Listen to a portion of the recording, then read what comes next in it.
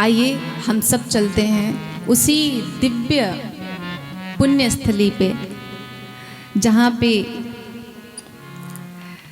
अनेक ऋषिगण उपस्थित हैं और जहाँ पे मेरे सूत जी भगवान बैठे हुए हैं। सूत जी भगवान अवस्था में छोटे हैं पर ज्ञान में बड़े हैं। अनेक ऋषि आते हैं, शौनकादिक ऋषि आते हैं और सूत जी महाराज का जैसे दर्शन होता है ना, जाके उनके चरणों में गिर पड़ते हैं। कहते हैं हे नाथ, बड़े दिनन की अभिलाषा थी कि कभी आप मिलो और आपसे भगवान की कथा श्रवण करने का हमें अवसर मिले। हम आपसे कथा सुनना चाहते हैं। सूत जी ने कहा कि आप तो स्वयं इतने ज्ञानी हैं और ये ऋषि ऐसे वैसे नहीं हैं। इन्होंने अपने जीवन में ना जाने कितनी बार कितनी चतुर्युगों का दर्शन किया है, त्रिकालदर्शी हैं ये। लेकिन इतनी सब योग्यता होने के बाद भी ये लालायित हैं, ये भटक रहे हैं। क्यों? क्योंकि इन्हें भगवान की कथा चाहिए। बोले कि मुझे आपसे कथा श्रवण करनी है नाथ, आप मुझे कथा श्रवण कराओ। सूत जी महाराज जब प्रेम देखते हैं ना शौनकादिक ऋषियों का तो बड़े विह्वल हो जाते हैं और कहते हैं कि बताओ आपको क्या श्रवण करना है। सभी बैठ गए। क्या श्रवण करना है? समक्ष बैठे, गद्दी लगी, सूत जी विराजित हैं। एक बात बताऊं, वक्ता जान लेता है कि ये श्रोता कथा सुनाने लायक है कि नहीं है। सूत जी जान गए कि ये तो शुभ ही श्रोता है। कथामृत रसास्वाद कुशलः, कथा कैसे सुननी चाहिए इसका भी ज्ञान होना चाहिए। और ये जो शौनकादिक ऋषि है ना, ये कथा श्रवण करने में प्रवीण है, इतने ज्ञानी हैं लेकिन अज्ञानी बन के कथा सुनेंगे। और इन्होंने ऐसा नहीं, इन्होंने कथाएं भी बहुत श्रवण की हैं, पर इतने ज्ञानी होने के बाद भी जब भी इन्हें अवसर मिलता है ना भगवान की कथा सुनने का, तो ये घोर अज्ञानी बन के बैठ जाते हैं, जैसे इन्हें कुछ पता ही नहीं हो कथा के बारे में। फिर सुनते हैं। अज्ञान ध्वांत विध्वंस कोटि सूर्य समप्रभ, सुताख्या ही कथा सारम मम कर्ण रसायनम। हे सूत जी भगवान, आप तो बड़े अच्छे कथावाचक हो और आपका ज्ञान करोड़ों सूर्य के समान है। ऐसा क्यों कहते हो? आप में भी तो कम योग्यता नहीं है, मुझ में ऐसा विशेष क्या है? तो बड़े प्यार से कहते हैं विशेषता आप में ये है कि आपके ऊपर गुरु कृपा है।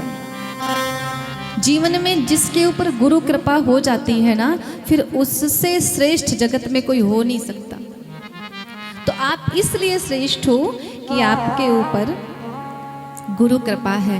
हे नाथ, अब हमें कृपा करके ये बताएं कि भक्ति, ज्ञान, वैराग्य को बढ़ाने के लिए इस कलयुग में हमें क्या करना चाहिए। भक्ति है, ज्ञान नहीं है, हृदय में वैराग्य नहीं है, तो आपने बहुत कथाएं सुनी हैं। जब ज्ञान और वैराग्य से भक्ति विहीन होती है तो वो विकल होकर रोती है। अर्थात ज्ञान वैराग्य के अनुपस्थिति में भक्ति माता रोती हैं। तो इस कलिकाल में भक्ति, ज्ञान, वैराग्य को बढ़ाने के लिए हमें आपको क्या करना चाहिए? कृपा करके बताइए। हे नाथ, घोर कलिकाल आ गया है प्रभु, कोई कठिन साधन नहीं कर सकता। अब मैं आपसे कहूँ कि रोज 2 घंटे ध्यान किया कीजिए, करेंगे? अच्छा 2 घंटे बैठ तो जाएंगे आंख बंद करके, बस ध्यान करने बैठे हैं, पर आप सत्य कहिएगा कि ध्यान कितने समय तक लगता है? मुझे लगता है 1 मिनट भी ठीक से नहीं लगता होगा। और आनंद की बात, आश्चर्य की बात तो यह है कि जिस समय हम ध्यान करते हैं उसी समय हमें सारे प्रपंच स्मरण होते हैं। अभी मेरा ये कार्य नहीं हुआ, उसको तो ऐसा होना चाहिए था, ऐसा कैसे हो गया? मतलब भगवान के नजदीक ये प्रपंच आपको जाने नहीं देंगे। ये माया आपको तभी भ्रमित करेगी जब आप बैठोगे। तो बोले प्रभु ये तो बड़ा कठिन है, कुछ सरल सा उपाय बताओ। क्योंकि आपके ऊपर गुरुदेव की कृपा है तो हमें विश्वास है कि आप हमें कुछ ना कुछ जरूर बताओगे। सूत जी बड़े प्रसन्न हुए और बोले कि हे ऋषियों, हे महात्माओं, आज मैं भक्ति का सार ही आपको सुनाता हूँ, बहुत ध्यान से सुनिएगा।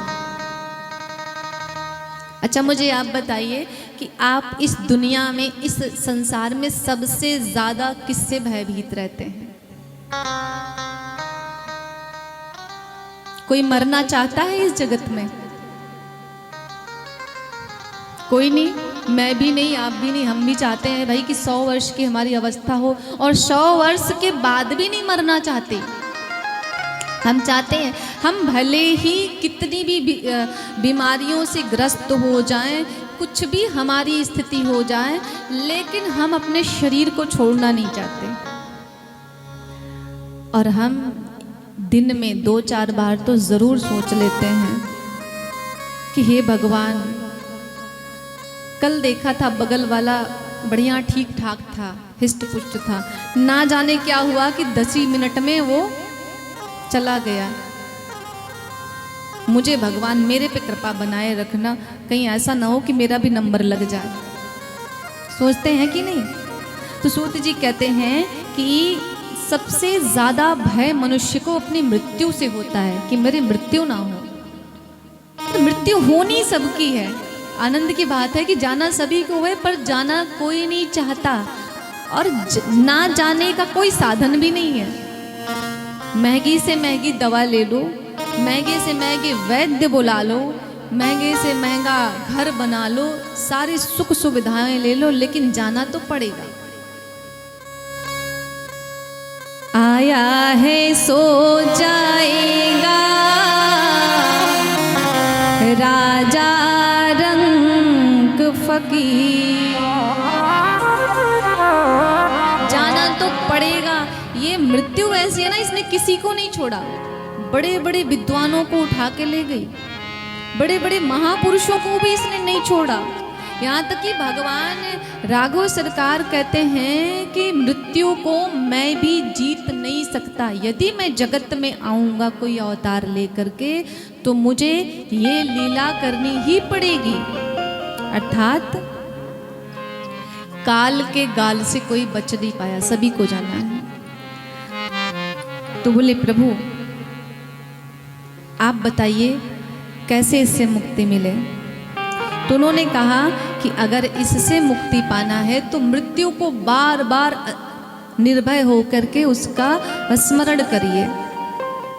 उसका स्मरण करते करते आप भगवान की शरण में चले जाओगे। एक दिन ऐसा आएगा ना कि आपके मन से मृत्यु का भय ही खत्म हो जाएगा, और जिसके हृदय से मृत्यु का भय खत्म हो गया, फिर उसके जीवन में किसी प्रकार का कोई भय नहीं रह जाता। इसलिए कहते हैं ना, किसी को इतना भी भयभीत मत, उसके हृदय से भय नाम की चीज ही खत्म हो जाए। बोले मैं आपको मृत्यु से विजय प्राप्त करने के लिए एक ऐसी कथा सुनाता हूँ जिसको सुनने से आप मुक्त हो जाओगे। और वो कथा कौन सी है? वो है श्रीमद् भागवत कथा, जो हम आप श्रवण कर रहे हैं।